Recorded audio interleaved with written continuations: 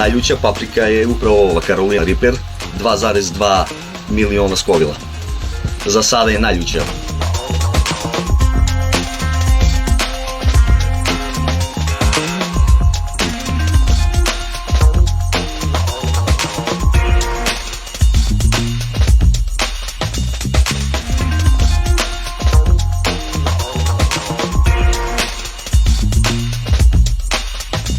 Što se tiče ovih papričica, to više nije uživanje, to je već onako neki proradi neki takmičarski duh, više nam nije lepo, ali trudimo se da dokažemo ko je najbolji.